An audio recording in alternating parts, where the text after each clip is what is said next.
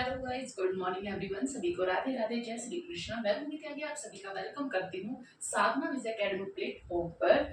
आज की हमारी करंट अफेयर में क्या इंपॉर्टेंट होगा उसे देखने से पहले, जैसे कि हमने स्टार्ट किया हुआ है कि हम करंट अफेयर को स्टार्ट करने से पहले देखेंगे हम एक स्टेट को, उसके इंपॉर्टेंट फैक्ट्स को। तो पहले हम एक स्टेट कवर करेंगे। इससे पहले वाली क्लास में हमने कवर किया था उत्तर प्रदेश को, यूपी को।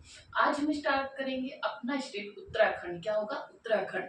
उत्तराखंड को देखते हुए चलेंगे, उसके इंपोर्टेंट फैक्ट्स क्या होंगे, उसके बारे में क्या क्या चीजें ऐसी होंगी जो हमारे एग्जाम में पूछी जाती हैं। तो ये सब हम क्या करेंगे, कवर करते हुए चलेंगे। जैसे कि मैंने आपको जब उत्तर प्रदेश पढ़ाया था तो आपको मैंने बताया था कि उत्तर प्रदेश को पहले संयुक्त प्रांत कहा जाता था। इसे दो भागों में बांटकर क्या किया गया, उत्तराखंड बनाया गया और एक उत्तर प्रदेश बनाया गया। तो उत्तराखंड को पहले क्या कहते थे? उत्तराखंड जब डिवाइड हुआ उत्तर प्रदेश से तो उसे उत्तरांचल कहते थे। 2000 से 2006 तक उत्तराखंड को उत्तरांचल के नाम से जाना जाता था। इसके बाद में 2007 में इसका नाम उत्तराखंड पड़ा और अब इसे उत्तराखंड कहते हैं। जैसे उत्तराखंड की राजधानी क्या है, तो उत्तराखंड की जो राजधानी है वो है हमारी देहरादून। क्या है? देहरादून। उत्तराखंड का जो स्थापना दिवस कब मनाया जाता है? 9 नवंबर को मनाया जाता है। कब? 9 नवंबर को। 9 नवंबर को। और इसका जो स्थापना हुई थी वो 2000 में हुई थी। कब? 2000 में हुई थी। 9 नवंबर 2000 में इसकी स्थापना की गई। इसके बाद इसका पहला जो नाम था वो क्या था? वो था उत्तरांचल। इसका जो पहला नाम था वो उत्तरांचल था। कब? 2000 से लेकर 2006 तक इसका नाम क्या था?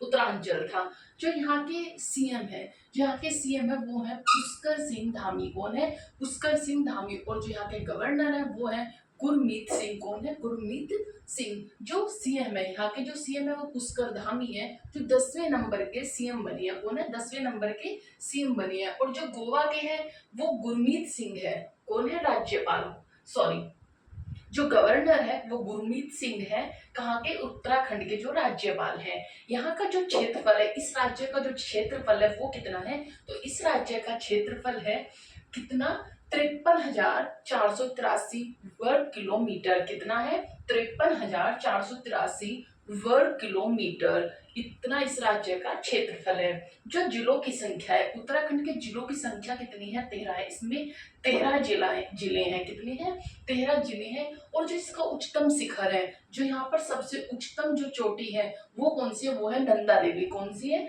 नंदा देवी है। इसकी ऊंचाई है 7,816 किलोमीटर मीटर। 7,816 मीटर, किलोमीटर नहीं मीटर है, ठीक है। इसके बाद है जो उत्तराखंड में कौन कौन सी नदियां प्रवाहित होती हैं, तो वो बहती हैं। कौन कौन सी नदियां बहती हैं? तो गंगा, यमुना, अलकनंदा और मंदाकिनी यहाँ पर क्या प्रवाहित होती हैं।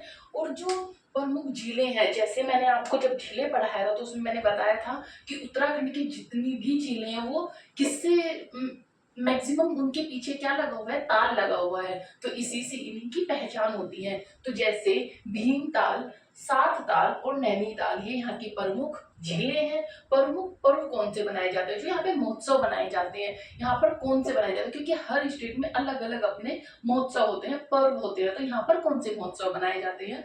यहाँ के प्रमुख महोत्सव है हरेला, घी संक्रांति और फूलदेई। यहाँ के कौन से हैं? ये प्रमुख महोत्सव है, पर्व है। इसके बाद देखेंगे हम यहाँ के लोक नृत्य। जो यहाँ पर लोक नृत्य होते हैं तो कौन कौन से यहाँ के लोक नृत्य हैं? तो यहाँ के जो प्रमुख लोक नृत्य है वो है झोड़ा, झोड़ा और छोलिया। कौन सा? छोलिया। यहाँ के जो है झोड़ा और छोलिया यहाँ के दो प्रमुख नृत्य, लोक नृत्य। और जो लोकगीत है, लोकगीत भी गाया जाता है। तो यहाँ का लोकगीत क्या है? तो यहाँ का लोकगीत है मंगल गीत। एक है मंगल गीत और दूसरा है न्योली। कौन सा? न्योली। मंगल गीत और न्योली। यहाँ के जो पड़ोसी राज्य है, ये राज्य किस किस राज्य की सीमा को साझा करता है? तो ये है हिमाचल प्रदेश से और उत्तर प्रदेश से अपनी क्या सीमा को साझा करता है। जो अंतरराष्ट्रीय सीमा है, ये किस देश से अपनी सीमा को साझा करता है? इसकी जो बाउंड्री लाइन किस किस देश से मिलती है? तो वो मिलती है तिब्बत, जो कि चीन बोलता है कि इस पे मेरा अधिकार है। तो तिब्बत, चीन, तिब्बत से और नेपाल से। किससे? तिब्बत और नेपाल से ये क्या होती है? अपनी जो सीमा को साझा करता है। नेक्स्ट है हमारी प्रमुख भाषाएं। यहाँ पर कौन कौन सी भाषा बोली जाती है? तो जितना भी हमारा यहाँ पे हिंदी तो हर जगह बोली ही जाती है, इससे कुछ अलग भी क्या होती है, अपने राज्य की भाषाएं होती है। तो कौन कौन सी है? एक तो है हिंदी, हिंदी तो बोली जाती है। सेकंड है गढ़ावली और तीसरी है कुमाऊनी। कौन सी है? कुमाऊनी। ये क्या है? ये यहाँ की प्रमुख भाषाएं हैं। जो यहाँ का राज्य पशु है, यहाँ का राज्य पशु कौन सा है? तो वो है कस्तूरी मृग। क्या है? कस्तूरी मृग। और यहाँ का जो राज्य पक्षी है वो है मोनाल। क्या है? मोनाल। यहाँ पे ग्लेशियर पाए जाते हैं। तो यहाँ पे ग्लेशियर कौन से हैं? तो यहाँ के जो ग्लेशियर है वो है गंगोत्री और यमुनोत्री ग्लेशियर। उत्तराखंड में कौन कौन से ग्लेशियर मिलते हैं? गंगोत्री और यमुनोत्री क्या है? यहाँ के ग्लेशियर है। नेक्स्ट है हमारा यहाँ का राज्य फूल क्या है? तो यहाँ का राज्य फूल वही है जो उत्तर प्रदेश का राज्य फूल था। तो ये है ब्रह्म कमल। कौन सा है? ब्रह्म कमल यहाँ का राज्य फूल है। और उत्तराखंड में जो बांध पाया जाता है वो बांध है टिहरी बांध, जो कि भारत का सबसे ऊंचाई पर बना हुआ बांध है। भारत का सबसे ऊंचा बांध कौन सा है? टिहरी बांध। कौन सा? टिहरी बांध जो है ये सब भारत का सबसे ऊंचा बांध है, जो कि उत्तराखंड में है। कहाँ पर है? उत्तराखंड में है। नेक्स्ट है यहाँ पे आपने चिपको आंदोलन का नाम सुना होगा। चिपको आंदोलन जो स्टार्ट किया गया था वो कहाँ पर किया गया था? उत्तराखंड में किया गया था। किसने किया था? गोरा देवी के द्वारा ये किया गया था। जो यहाँ के विधानसभा सीटें हैं, जो यहाँ की विधानसभा सीटें हैं वो 70 है। और जो लोकसभा सीटें हैं यहाँ पर कितनी है? 7 है। लोकसभा सीट कितनी है? सॉरी 5 है। जो लोकसभा सीट है वो 5 है और राज्यसभा सीटें 3 है। यहाँ पे लोकसभा सीटें कितनी है? 7 है। और सॉरी 5। लोकसभा सीटें 5 है और राज्यसभा सीटें 3 है। कितनी है? 5 और 3। क्योंकि अभी हाल फिलहाल में जो क्वेश्चन पूछे जा रहे हैं तो स्टेट की लोकसभा और राज्यसभा सीटें पूछी जा रही है। तो आपको ये भी याद रखना है कि कौन कौन सी यहाँ की राज्यसभा सीटें कितनी है, लोकसभा सीटें कितनी है। तो इसे भी क्या याद करते हुए हम चलेंगे अच्छे से। तो लोकसभा सीटें 5 हुई, राज्यसभा सीटें 3 हुई। जो यहाँ का उच्च न्यायालय है, तो इसका जो उच्च न्यायालय है वो नैनीताल में है। कहाँ पर है? नैनीताल में। उच्च न्यायालय यहाँ का नैनीताल में है। और जो उत्तराखंड के फर्स्ट सीएम बने थे, जो 2000 में फर्स्ट सीएम बने थे वो कौन थे? तो यहाँ के पहले मुख्यमंत्री थे नित्यानंद स्वामी। कौन थे? नित्यानंद स्वामी। यहाँ के जो नेशनल पार्क है, यहाँ पर 2 नेशनल पार्क हैं। 2 नेशनल पार्क कौन कौन से हैं? तो यहाँ के 2 नेशनल पार्क है, एक तो जिम कार्बेट, एक राजाजी। राजाजी तो यहाँ का फेमस है, सबको ही याद होगा कि राजाजी। और एक जिम कार्बेट कहाँ पर है? उत्तराखंड में है। जिम कार्बेट और राजाजी। जिम कार्बेट और राजाजी कहाँ के नेशनल पार्क है? उत्तराखंड के नेशनल पार्क हैं। फिर देखेंगे यहाँ पर बायोस्फीयर रिजर्व। बायोस्फीयर रिजर्व कौन से हैं? तो ये है नंदा देवी। बायोस्फीयर रिजर्व यहाँ का कौन सा है? नंदा देवी है। प्रमुख जनजातियां, यहाँ पर कौन कौन सी जातियां निवास करती हैं? तो यहाँ की जो जनजातियां हैं, प्रमुख जनजातियां हैं वो है भोटिया और जौनसारी और भोटिया जौनसारी। यहाँ की जो टिहरी जल विद्युत परियोजना है, यहाँ पर क्या है? इसी बांध पर, जो टिहरी बांध है इसी पर एक विद्युत परियोजना है, वो है टिहरी बांध जल विद्युत परियोजना। कौन सी है? टिहरी जल विद्युत परियोजना। नेक्स्ट है जो यहाँ की साक्षरता दर है, यहाँ पर जो शिक्षित लोग हैं वो कितने हैं? तो वो है यहाँ पर 79%। कितने? 79% है यहाँ की साक्षरता दर। पर्वतीय जो घास भूमि, यहाँ पर जो पर्वतों पर घास पाई जाती है, घास भूमि है, जैसे पर्वतों पर घास भूमि जो रहती है उसे क्या बोलते हैं? तो इसे बोलते हैं यहाँ पर बुगियाल। क्या बोलते हैं? बुगियाल। बुगियाल क्या बोला जाता है? जो पर्वतीय घास भूमियों से बुगियाल बोला जाता है। नेक्स्ट है हमारी जो यहाँ पे योजनाएं हैं, जो उत्तराखंड के द्वारा योजनाएं शुरू की गई हैं, तो वो कौन कौन सी योजनाएं हैं? तो सबसे पहली योजना है यहाँ की अटल आयुष्मान योजना। और सेकंड है मुख्यमंत्री स्वरोजगार योजना। मुख्यमंत्री स्वरोजगार योजना और अटल आयुष्मान और मुख्यमंत्री स्वरोजगार योजना।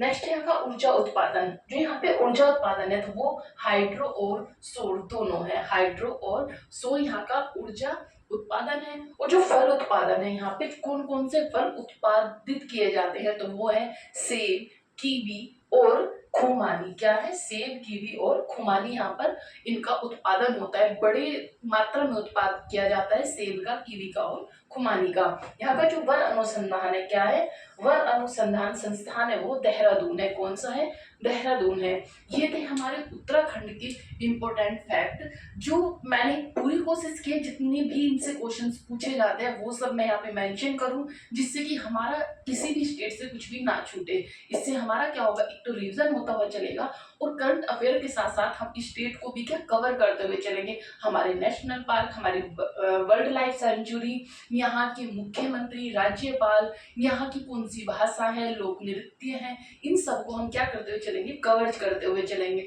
तो हमारे क्या एक ही क्लास में क्या 3-4 फैक्ट हमारे क्या हो जाएंगे, कंप्लीट हो जाएंगे। तो अब देखते हैं, इसके बाद हम स्टार्ट करते हैं अपनी करंट अफेयर। तो इसे हम रफ कर देते हैं, पहले आप इसका स्क्रीनशॉट ले लीजिए, फिर मैं इसको रफ करके नेक्स्ट चलते हैं हम करंट अफेयर पे।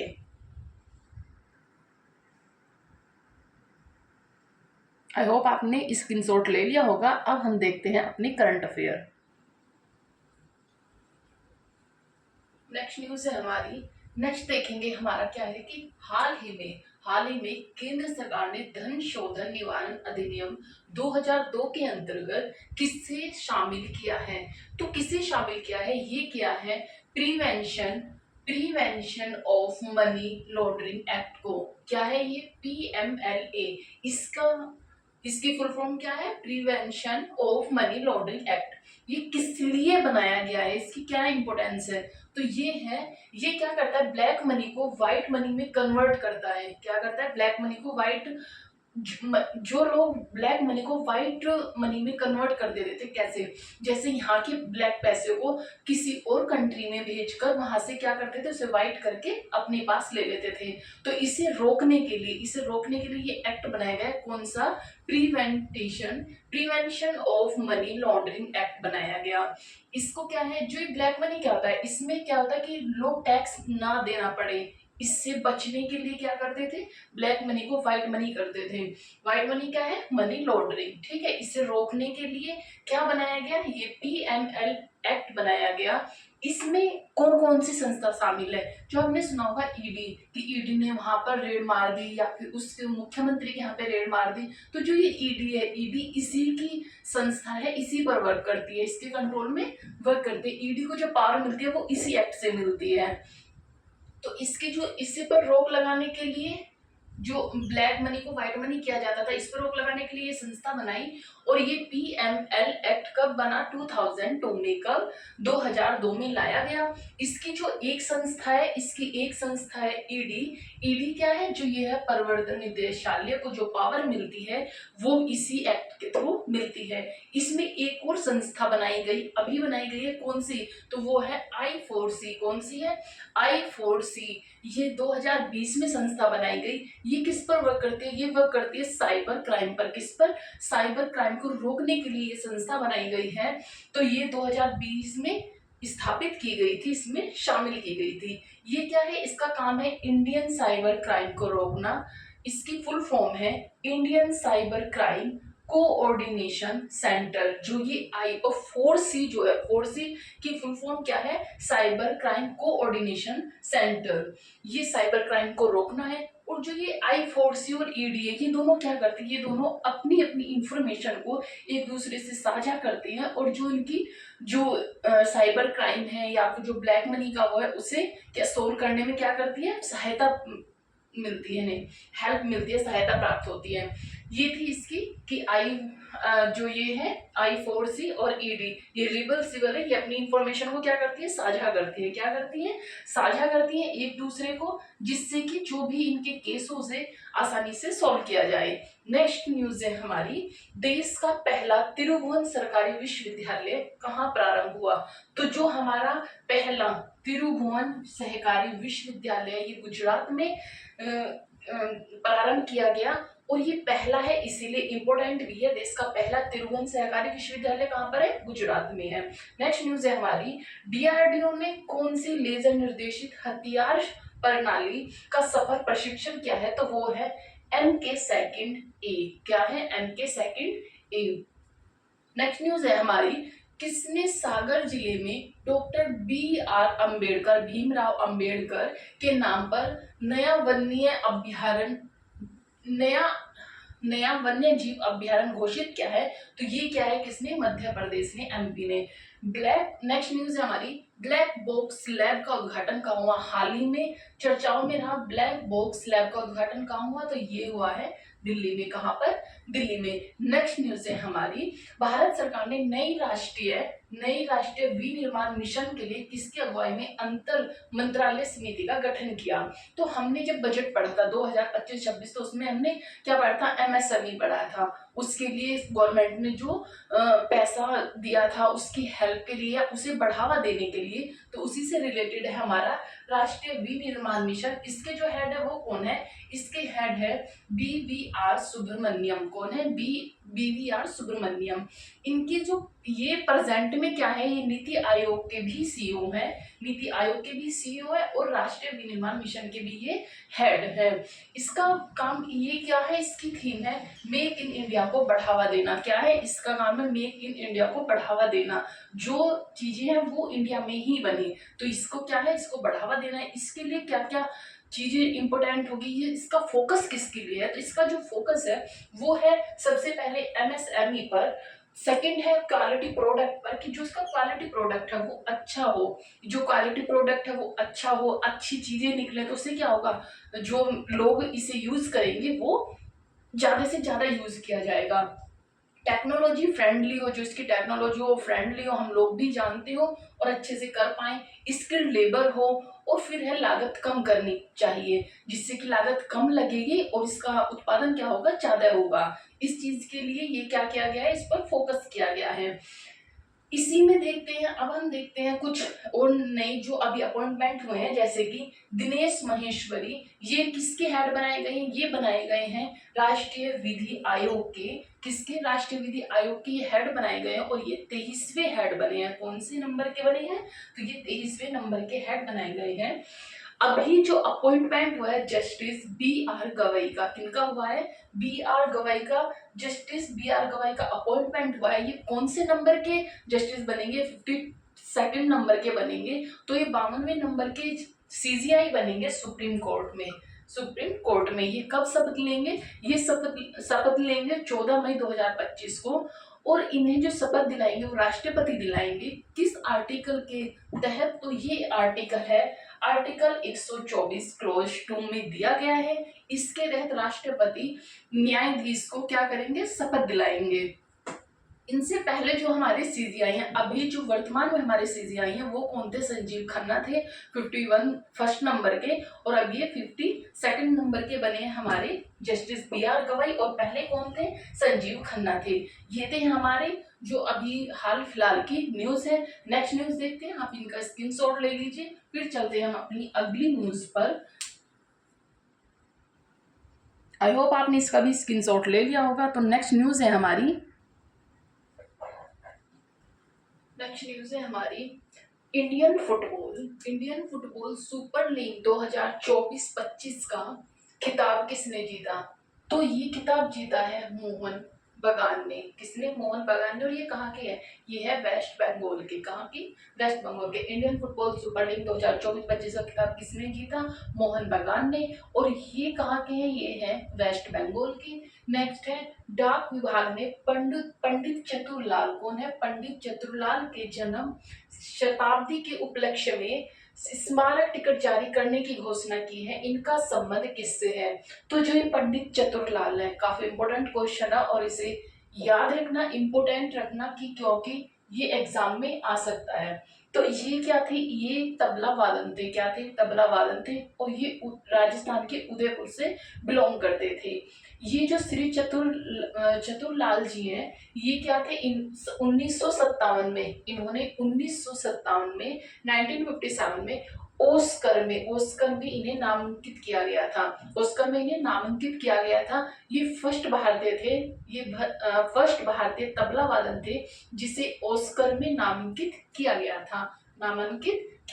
भारतीय के फर्स्ट तबला वादन थे जिन्हें 1957 में ओस्कर में नामांकित किया गया था।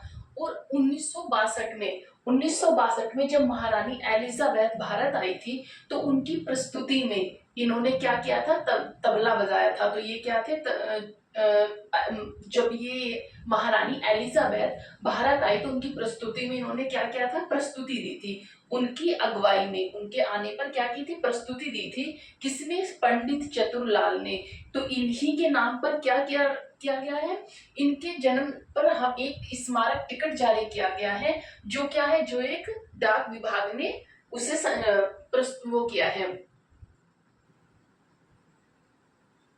टिकट जारी करने की घोषणा की है। किसने, डाक विभाग ने। ये तबला वादन थे। अब हम और तबला वादन का नाम याद करते हैं और देखते हैं। इन्हें दोनों को याद रखना कि 1997 में ऑस्कर में नाम किया गया था और 1962 में इन्होंने प्रस्तुति दी थी महारानी एलिजाबेथ के आने पर। नेक्स्ट है तबला वादन जो थे, और जो तबला वादन है अल्लाह रखा, जो एक तबला वादन है। जाकिर हुसैन, जो जाकिर हुसैन है, इन्हें 1988 में, 2002 में और 2003 में क्या किससे सम्मानित किया गया था। तो 1988 में इन्हें पद्मश्री से परिभाषित 1988 में इन्हें पद्मश्री से सम्मानित किया गया था। 1988 के बाद 2002 में इन्हें पद्म भूषण से सम्मानित किया गया और 2023 में इन्हें पद्म विभूषण से सम्मानित किया गया। तो इन्हें 3 पद से सम्मानित किया गया। कौन कौन सा, पद्मश्री, पद्म भूषण और पद्म विभूषण। तो सन भी याद रखने, 1988, 2002 और 2023 किसे, जाकिर हुसैन को, जो एक तबला वादन थे। कौन थे, तबला वादन थे। इनका क्या निधन हो गया है, तो इन्हें सम्मानित किया गया था। नेक्स्ट है जो तबला वादन थे, लतीफ खां है और किशन महाराज। ये कौन है, ये भी तबला वादन है। क्योंकि क्वेश्चन में पूछ लेते हैं कि तबला वादन कौन कौन लोग हैं, या तो मैच कराने के लिए दे देते हैं कि तबला वादन बताइए, बांसुरी जो बजाता है उनके लिए बताइए ना, तो वो सारे ऑप्शन में आते हैं। तो ये भी याद रखने के लिए कि कौन कौन से तबला वादन है। तो ये आपको 3, 4, 5 नाम याद रखने हैं। पंडित चतुरलाल, अल्लाह रखा और जाकिर हुसैन, लतीफ खां और किशन महाराज। नेक्स्ट न्यूज है हमारी, क्रिकेट में सेवाओं के लिए किसे ब्रिटिश नाइटहुड की उपाधि से सम्मानित किया गया। ब्रिटिश नाइटहुड आपने काफी सुना होगा। जब भारत पर अंग्रेजी राज था तो वो क्या करते थे, वो भारतीयों को अपनी तरफ मिलाने के लिए या फिर उनसे अपने काम कराने के लिए क्या करते थे, नाइटहुड की उन्हें उपाधि देते थे। तो आपने जैसे अभी एक मूवी आई है, कौन सी, केसरिया सेकंड, केसरिया 2, तो उससे आपने देखा होगा जब कहाँ पर ये क्या हुआ था, हाँ, इसमें जो एक एडवोकेट थे, कौन थे, नारायण। तो उन्हें किससे, नारायणम थे, उससे किससे सम्मानित किया गया था, नाइटहुड से सम्मानित किया गया था। तो उन्हें क्या करते थे, उन्हें कुछ सेवाएं देते थे, जैसे बहुत सारी चीजों से उन्हें, एक होता है ना कि एक देना, रिश्वत देना। तो इस तरह से वो क्या करते थे, नाइटहुड की उपाधि दे देते थे और उनसे फिर अपने काम करवाते थे। अगर आपने ये मूवी नहीं देखी तो जाके आप देख के आए, जो काफी अच्छी मूवी है और हमें हमारे जो इतिहास है उसके बारे में बताते हैं कि कहाँ कहाँ पर क्या क्या चीजें कैसे कैसे हुई थी। तो वो सब चीजें देखने के लिए काफी इम्पोर्टेंट है। तो ये नाइटहुड की जो उपाधि है ये ब्रिटिश में अभी भी दी जाती है। तो ब्रिटिश में क्या अभी भी दी जाती है, तो वहां पर इसे सम्मानित किया गया है। किसे, जेम्स एंडरसन को। किसे, जेम्स एंडरसन को। जो जलियांवाला बाग है, जलियांवाले बाग के ऊपर ये मूवी बनी हुई है और उसी का केस लड़ने के लिए उन जस्टिस को क्या करते हैं, बाद में जब उन्हें रियलाइज होता है कि भाई मैंने तो ये गलती कर दी, अंग्रेजों के हित में बोलने के बाद फिर वो उसकी छानबीन करते और क्या करते हैं, उस पर केस लड़ते हैं। तो ये मूवी देख के आए, केसरिया 2 को। नेक्स्ट न्यूज है हमारी, हाल ही में केंद्रीय स्वास्थ्य मंत्री, जो हमारे केंद्रीय स्वास्थ्य मंत्री हो कौन है, जेपी नड्डा। एक क्वेश्चन में आपको कितने क्वेश्चन मिलेंगे, तो उसे आप अच्छे से याद करें और क्वेश्चन में से क्वेश्चन भी निकालने की कोशिश करें। क्योंकि एक क्वेश्चन में 1, 2, 3 क्वेश्चन होते हैं, उससे रिलेट कर करके फिर क्या किया जाता है, क्वेश्चन को बनाया जाता है। तो आप उन्हें अच्छे से देखते हुए चलो, क्योंकि क्या होता है, ये ऐसे क्वेश्चन है कि जो पहले क्वेश्चन है उन्हें भी इसमें मिक्स किया जाता है, जिससे कि पहले क्वेश्चन भी आपको टाइम टू टाइम रिवाइज होते रहे, तो आपका रिविजन भी होता रहे और हमारी जो करंट की न्यूज होती है वो भी साथ के साथ हम याद करते चले। तो केंद्रीय जो स्वास्थ्य मंत्री है वो कौन है, जेपी नड्डा है। जेपी नड्डा ने एकीकृत स्वास्थ्य बीमा योजना कहाँ शुरू की है, तो ये शुरू की है उड़ीसा में। कहाँ पर, उड़ीसा में। नेक्स्ट न्यूज है हमारी, कबड्डी विश्व कप 2025 का पुरुष व महिला दोनों किताबों पर किसने कब्जा किया है? तो वो क्या है, भारत ने। किसको हराकर? इंग्लैंड को हराकर। किसको हराकर? तो इन्होंने इंग्लैंड को हराकर किसकी उपाधि धारण की है? ये भारत ने जीत हासिल की है, जीत हासिल की है इंग्लैंड को हराकर जीत हासिल की है। नेक्स्ट है, ब्रिक्स के न्यू डेवलपमेंट बैंक का नौवां सदस्य कौन बना है? तो जो न्यू डेवलपमेंट का नया सदस्य बना है वो बना है कौन? इंडोनेशिया। कौन बना है? इंडोनेशिया बना है। और जो ये इंडोनेशिया, ये ब्रिक्स का भी सदस्य बना है। ब्रिक्स का कौन सा सदस्य बना है? तो ब्रिक्स का ये 10वां सदस्य बना है। ब्रिक्स का 10वां सदस्य बना है। और न्यू डेवलपमेंट एनडीबी का, न्यू डेवलपमेंट बैंक एनडीबी का ये 9वां सदस्य बना है। कौन सा? 9वां सदस्य बना है। नेक्स्ट न्यूज है हमारी, भाषाई आधार पर राज्यों की स्थापना का मार्ग प्रशस्त करने वाले पटौटी श्री रामल्लू की 58 फुट की जो प्रतिमा है वो कहाँ स्थापित की है? आपने, जब मैंने आपको फंडामेंटल राइट्स पढ़ाए थे तो उसमें मैंने आपको पढ़ाया था कि कैसे फंडामेंटल राइट्स से पहले मैंने आपको बताया था कि कैसे पट्टू श्री रामालल्लू ने क्या किया था, अपना अनशन पर बैठे थे। इसलिए आंध्र प्रदेश को भाषाई रूप में राज्य बनाने के लिए जब ये अनशन पर बैठे हुए थे तो उनकी उसी दौरान क्या हो गई थी? मृत्यु हो गई थी। इस वजह से आवादबड़ी में बहुत ही जल्दबाजी में गवर्नमेंट ने क्या किया? आंध्र प्रदेश को राज्य घोषित कर दिया। तो आंध्र प्रदेश पहला ऐसा राज्य तो भाषाई रूप में बनाया गया था। जो भाषाई आधारित राज्य था सबसे पहला कौन सा था? आंध्र प्रदेश। और किसकी वजह से ये बना था? तो ये बना था पट्टू श्री रामालल्लू के अनशन की वजह से, क्योंकि जब इनकी मृत्यु हो गई तो गवर्नमेंट ने सोचा कि दंगा भड़क जाएगा, इन चीजों की बहुत ज्यादा हाथ से निकल जाएंगी, तो इसलिए उन्होंने क्या किया? जल्दबाजी में एक राज्य की स्थापना कर दी और सबसे पहला राज्य बना आंध्र प्रदेश। तो इनकी वहीं पर प्रतिमा स्थापित की जाएगी आंध्र प्रदेश के अमरावती में। कहां पर? आंध्र प्रदेश के अमरावती में स्थापित की जाएगी। नेक्स्ट न्यूज है हमारी, भारतीय नौसेना ने पहली बार अफ्रीकी राष्ट्रों के साथ बहुराष्ट्रीय संयुक्त अभ्यास आईकीमी कहाँ प्रारंभ होगी? तो ये AIKEYME जो हमारा ये एक्स आई ए किमी है, ये कहाँ पर होगी? ये होगी तंजानिया में। कहाँ पर होगी? तंजानिया में इसे प्रारंभ की जाएगी। तो ये भारतीय नौसेना की पहली बार है जो अफ्रीका के साथ में क्या कर रहा है? बहुराष्ट्रीय संयुक्त अभ्यास कर रहा है। ठीक है। नेक्स्ट न्यूज है हमारी, पंथाडू पीरापू। कौन सा है? पंथाडू पीरापू महोत्सव जो हाल फिलहाल चर्चाओं में रहा है, ये कहाँ पर? इसका संबंध किससे है? तो इसका संबंध तमिलनाडु से है। ये महोत्सव कहाँ पे बनाया जाता है? तमिलनाडु में बनाया जाता है। नेक्स्ट न्यूज है हमारी, जम्मू कश्मीर और लद्दाख का उच्च न्यायालय के जो मुख्य न्यायाधीश है उन्हें किसे नियुक्त किया गया? तो इनके जो उच्च न्यायालय के मुख्य न्यायाधीश है वो एक ही उच्च न्यायालय है इनका। उनके जो मुख्य न्यायाधीश है वो है जस्टिस अरुण पल्ली। कौन है? जस्टिस अरुण पल्ली। आई होप ये आपको समझ आए होंगे। मैंने कोशिश की आपको सभी करंट अफेयर को डिटेल में बताने की, जो जो इम्पोर्टेंट थे उनके इम्पोर्टेंट फैक्ट थे वो भी आपको बताए, जिससे कि आपको अच्छे से समझ आए। और मैंने पहली न्यूज को भी इंक्लूड किया है। तो आई होप आपको समझ आया होगा। जैसे मैंने आपको स्टेट पढ़ाया उसका एक बार और रिविजन कर लेना। और अगर आपको अच्छा लगा हो तो वीडियो को सब्सक्राइब और लाइक कर लेना। Thank you so much and bye.